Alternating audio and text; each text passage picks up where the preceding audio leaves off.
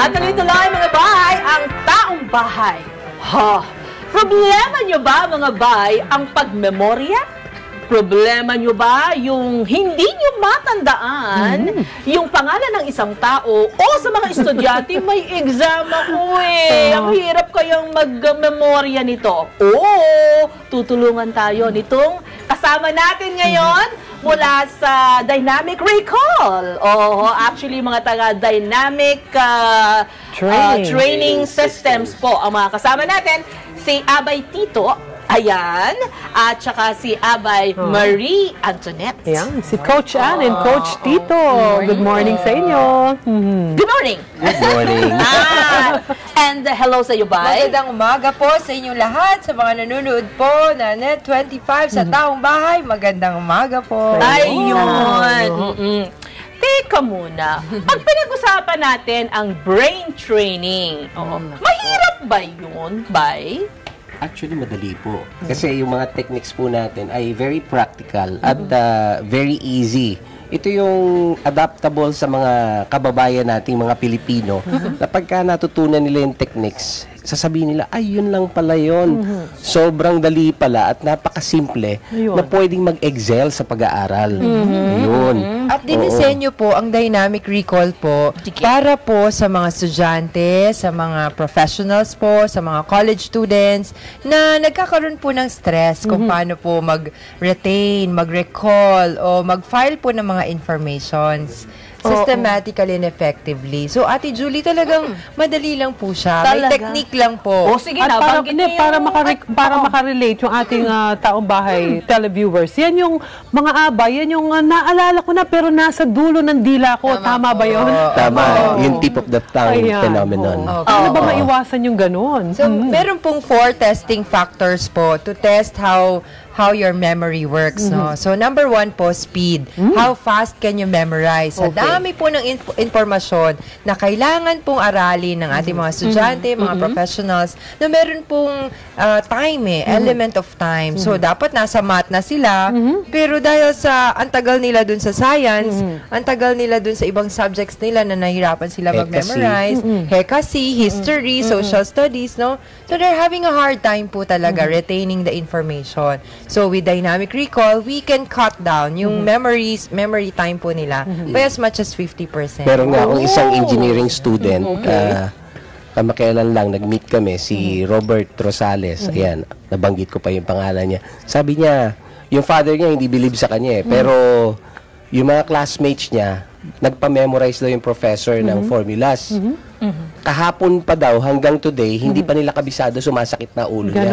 Samantalang siya, in 10 minutes, kahapon pa, nakabisa na niya yung yung lahat ng formula. Sabi niya, whole page daw yun and a half. Wow. Tapos, ginamit niya yung techniques. Sabi ko, actually, engineer ako by profession, electrical engineer. Pero, nung tinitingnan ko kung paano gagamitin, kasi mas younger siya mas bata. Sabi ko, iniisip ko, paano gagamitin sa formulas? Tinuro ko lang yung technique. So, it's pero something he's to do much with more yung technique faster. ito. Yes. Sige, Tools for learning. Kailangan masample lang tayo. Ano ba yung mga techniques na ito, memory techniques na ito na binabanggit ninyo? Yung practical nating pag-alala is using the fun side of the brain. Halimbawa, pag-alala ng pangalan ng tao.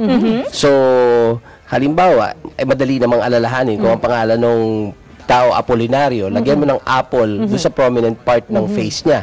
So, kung ang face niya ay malaki yung mata niya, gawin mong apple yung mata niya. Ayun, para maalala mo. Halimbawa, my name is Julieta. Julieta ang tunay kong pangalan. Julieta. Paano mo ngayon?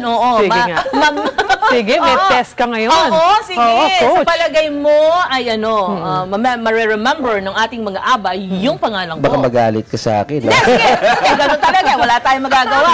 Okay. Ang gagawin natin, halimbawa, prominent part ng face mo, maganda yung eyes mo. Singkit. Okay. Oo, kaya lang yung Julieta sounds like hole. So, visualize ko, meron kang hole sa mata. Ayun.